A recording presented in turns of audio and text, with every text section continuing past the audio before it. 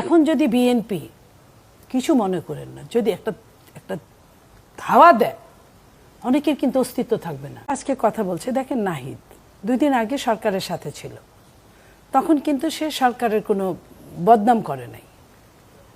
2 দিন আগে ওই জায়গা থেকে সে চলে এসে এখন সরকারের বদনাম করছে এবং সে বলছে যে কি আইন শৃঙ্খলা পরিস্থিতি, পুলিশিং ব্যবস্থা মনে করি না একটি জাতীয় নির্বাচন সম্ভব।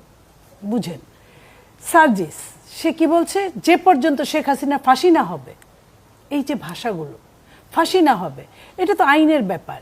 তারা মামলার, আপনি তো একজন অ্যাডভোকেট, মামলার মেরিটটা কতটুকু, মামলা যেতে কতদিন সময় লাগে, ফাঁসির পর্যন্ত যেতে কতদিন সময় লাগে, এগুলো কিন্তু আমরা অনেকেই জানি। বাংলাদেশে আরও দেরি হয়, যদি ত্বরিত হয় সেটা কতদিন, ততদিন পর্যন্ত নির্বাচন হবে না।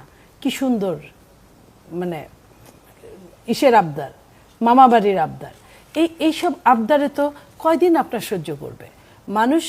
এখন যদি বিএনপি কিছু মনে করেন না, যদি একটা ধাওয়া দেয়, অনেকের কিন্তু অস্তিত্ব থাকবে না। কারণ আজ থেকে 7 মাস আগের যে কমিটি আর আজকের কমিটি, 7 মাস আগের যে মানুষগুলোকে আমরা সন্তান মনে করতাম, এখন তারা পরিপূর্ণ হঠাৎ করে রাতারাতি সাবালক হয়ে গেছে।